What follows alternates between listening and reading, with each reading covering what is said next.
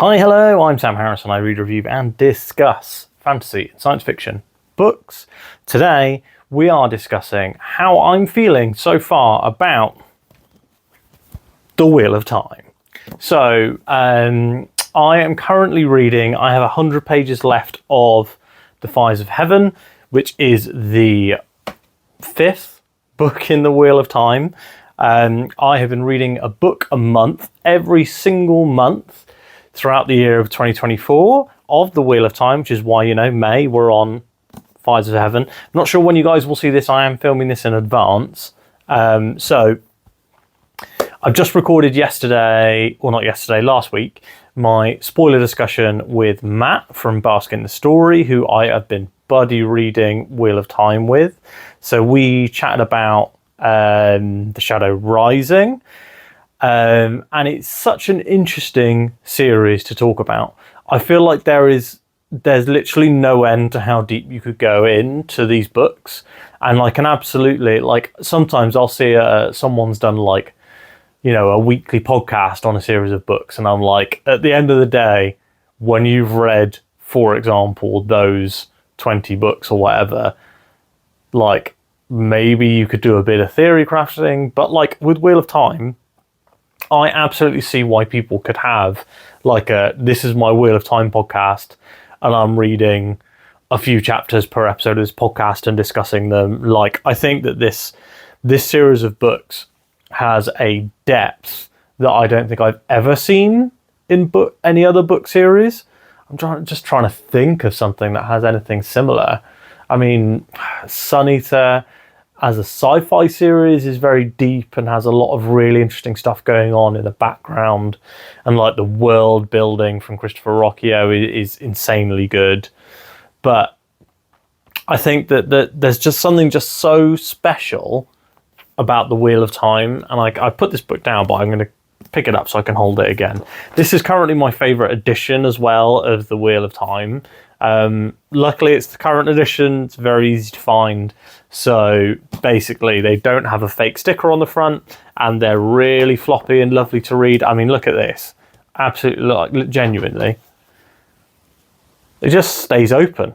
I can put this on a table and eat dinner or whatever. It's amazing. But anyway, so yeah, I think when we look back at the series, so we look at the origins of the characters in either world, that book was good.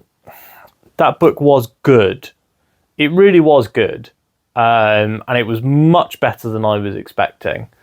And I remember as I was reading through the book, kind of waiting for the penny to drop. So I had been told in the past that the first few Wheel of Time books were a bit the first couple of Wheel of Time books weren't that great, and that you kind of had to suffer through them to get to books 3, 4, 5. And then I've also heard 6 and 7 are excellent. So my expectation was, I was like, well, this is going to probably be a 2 or a 3 out of 5, but I'll be able to see the potential. And it ended up being a 4 out of 5 for me. And on top of that, I could see the potential. And I think that we're coming to the point now at what many people say is the height of the series, which is books 4, 5, 5, and 6, I think, are the ones that are most well agreed upon as being the height of the series. And then Neda in the comments has said that she thinks that the slog kind of begins with book 8. I did actually, this is really funny. So before Matt and I were reading The Wheel of Time, I had this, reading it together and doing a book a month, I had this idea. I was like, what if I did a video that was I read the entire slog of The Wheel of Time in a month? Because I was like, well, books 8, 9, and 10 are the ones that are meant to be a slog, and I can read 3 books in a month, even if they're 900 pages. I was like, actually, I probably could do that. I probably could read the whole of the slog in a month. I decided against doing that because it's not fair to Matt, because we're reading them together. But I did think that would have been a very fun video to do. And I think if I reread The Wheel of Time, I will probably try and do that. But anyway, so yeah, I've actually been, normally, as you guys know, I do have had book calls on the channel, but I tend to try and get books from the library if I can, or like buy a secondhand copy, which I know I will then get rid of. But for all these Wheel of Time ones, I've bought them all for myself. I've paid full price for every single one, which I hate doing. And yeah, I fully intend that my matching set of these Wheel of Time books will be now my reread copy. So when I come back to this series in a few years' time, yeah, I've just loved it so much. I know I'm going to want to reread it because there's lots of things that I've caught. So for example, there was loads of stuff in The Shadow Rising where I had seen hints of that all the way back to book 1, to Eye of the World. I have had theories which have proven wrong, but I've had interesting theories. There's so much going on with this series of books that I'm just absolutely loving. And I feel like every book, Jordan adds a new wrinkle. So he'll add like, oh, I'm going to introduce an entire new location. And in this entire new location, there will be an entire new culture. And there will be a new challenge for our characters. And like, when we look at The Shadow Rising, which is book 4, he basically introduces 2 full new areas, or maybe even you could say 3 full new locations with their own cultures, their own problems, and their own reactions to the dragon being reborn, and you know, the last battle being on its way. One of the big things is that they even mentioned the last battle in book 1, and as far as I am aware, I mean, I think I've been mildly spoiled on this, but that there is a chapter called The Last Battle, and that it's like 400 pages long. So even hearing that, with how much The Last Battle has been built up in these books, is an absolute, like, it's giving me goosebumps. Like, talking about it then, I got a little shiver up my back. And I'm like, that is how good this series is.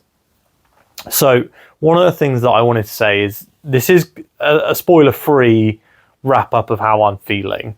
So this is the 5th book. There are, I think, 14 books total, because I think there's 13. Yeah, because there's 14 total. Sanderson wrote 12, 13, 14. Jordan wrote 1 to 11. And then there's New Spring, the prequel. So that makes it 14 books. So book 5 is basically a third of the way there. Currently projected to finish reading the series in like March, like April, March, I think, of 2025, which is mad on top of it, that something that I'm going to be reading is going to take that long.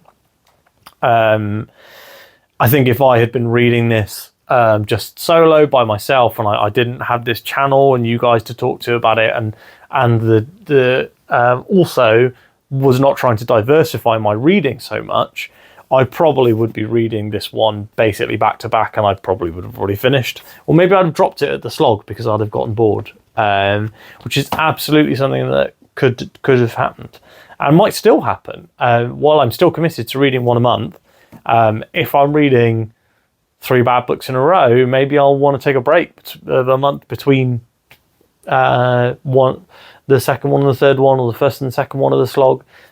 We absolutely don't know. So this video, I intended it to be kind of like a rambling, my thoughts on the Wheel of Time so far. So my favourite characters are still, I think my emerging as a new favourite actually is Elaine. So I thought that she was really interesting when she kind of joined the main cast. So the main cast for book 1 and most of book 2 is basically just the Emmonsfield 5, right? So it's Rand, Perrin, Matt, Egwene, and Nynaeve. And then Elaine kind of joins the cast in kind of books 2 and 3, and she becomes much more important in 4 and 5. I would say she becomes a pretty major character. I think in The Shadow Rising, she's one of the highest percentage POVs.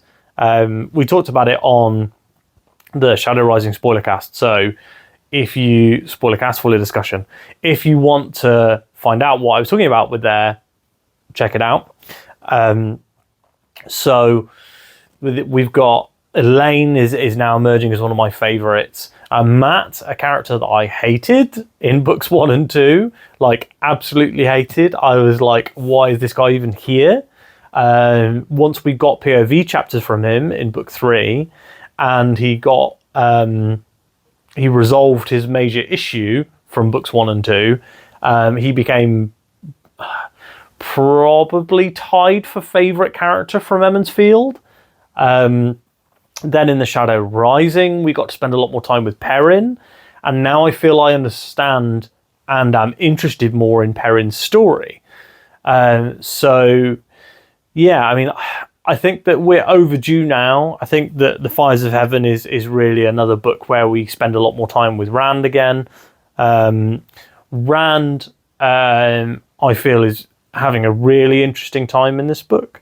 One of the things that they mention in The Fires of Heaven is that up to this point, the events of the series have only been like 18 months, which makes this incredibly interesting because you have all of these characters who were basically teenagers who have now been thrust onto the world stage as maybe 5 of the most important people to ever have lived.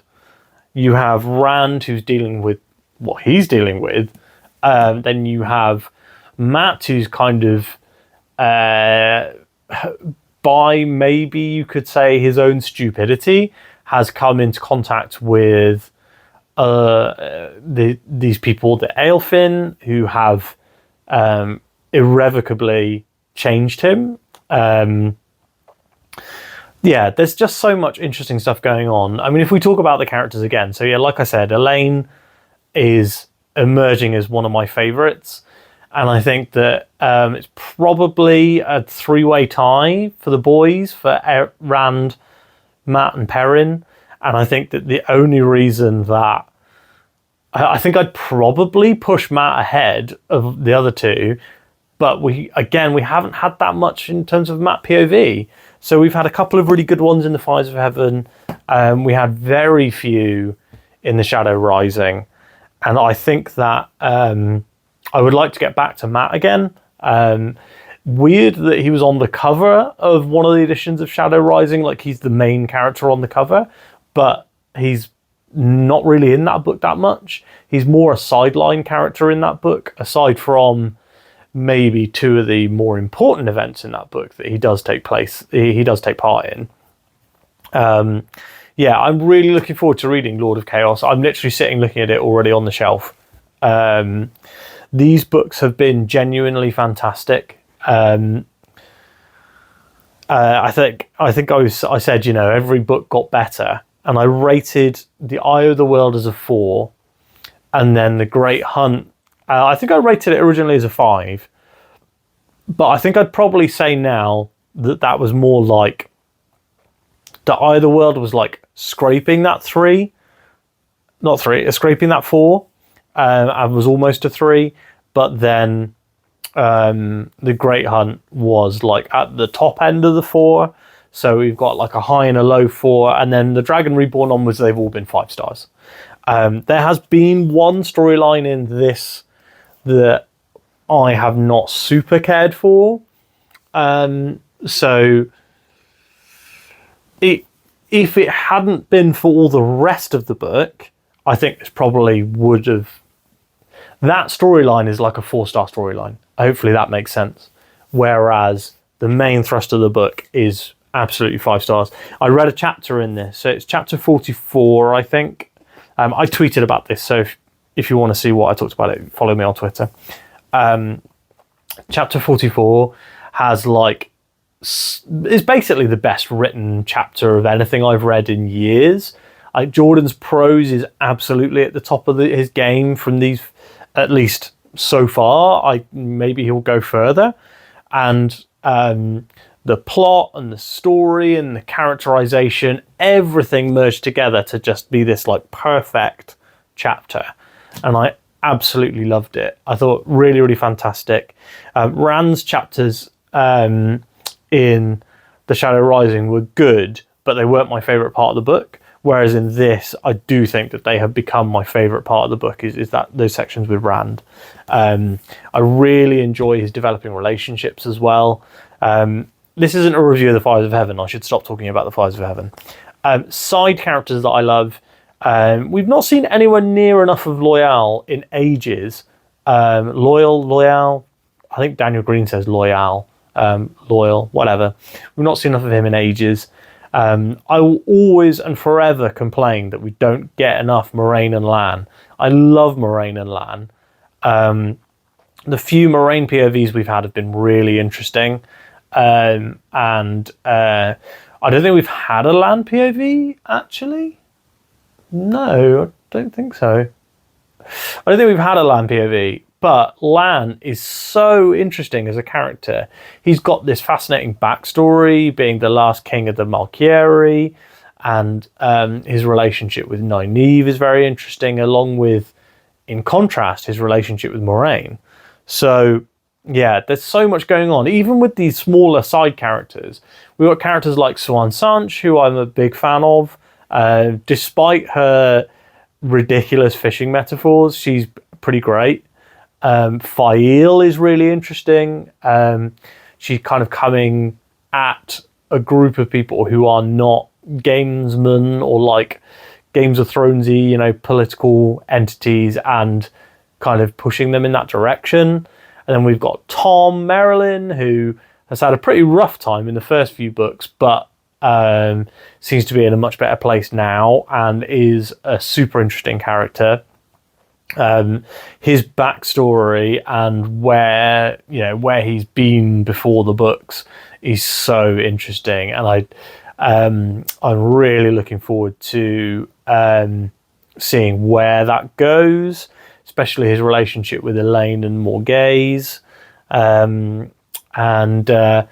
Elaine's brothers are interesting. We spent an entire book with this character called Hurin, who has disappeared now. We've not seen him in ages. But a load of characters from The Great Hunt have just come back, so I am hopeful for Hurin. That's what I'm saying. Tam al'Thor is really interesting. Rand's dad. It's a character that you don't really would imagine you'd see much of. Ruark, one of the leaders of the Aiel, is very interesting. There's just so much going on with all these books, and I feel like Jordan must have had hundreds and hundreds and hundreds of pages of notes on what characters' backstories were, how they relate to different locations and people. And it's just such an impressive feat of writing. I don't think I've read anything this kind of complex, but also easy to understand, and also free of info dumps for the most part. There's one kind of info dump in book 4, but it's handled in such a good way that I didn't even realise it was until after the fact when someone pointed it out. Just a marvellous series that I am absolutely loving. I'm really on a high with this particular book, as you can probably tell by the way I'm talking about it. I don't know if this will beat The Shadow Rising for me. I'll have to wait till I finish it. But it's just such a fantastic book. And the prose, amazing. Anyway, if you wanted to know whether you should read The Wheel of Time, my honest advice is yes. I do still recommend the Rosamund Pike narration for the first 3 books. I do think it's better than the Michael Kramer and Kate Redding narration. It's mostly Michael Kramer, who I don't massively love. I think Kate Redding is fantastic. When it's her chapter in the audiobook, I will often be like, aha, it's Kate's chapter. I will go and listen to this while I do some chores rather than reading it physically. But yeah. yeah, just read The Wheel of Time. It is good. It's as good as everyone says it is. That's the worst part, is that I was like, oh, everyone's chatting it up, but it's like sunk cost fallacy because they've read 14 books. But no, it turns out that actually it is good, because I thought it was fantastic at 2 books, at 3 books. So, and it's only getting better. I feel like each book has gotten better, and maybe this one won't be better than The Shadow Rising, but it is still extremely strong. I'm really enjoying it. Anyway, have you read The Wheel of Time? Please bear in mind that when I post this, I probably will have finished The Fires of Heaven, but may not have read any future Wheel of Time stuff. So if you want to comment on what's going on, please just avoid spoilers, ideally, because there might be people who have not read The Wheel of Time who want to look at the comments. If you would like to recommend The Wheel of Time to somebody, having read it, drop a comment down below and tell me why you'd recommend it. Maybe I'll make a video of the best recommendation comments. That could be fun. And also, if you like this video, give it a like, and please do subscribe. We are getting closer and closer to that 1,000 subscribers goal. I'm really excited to hit that kind of...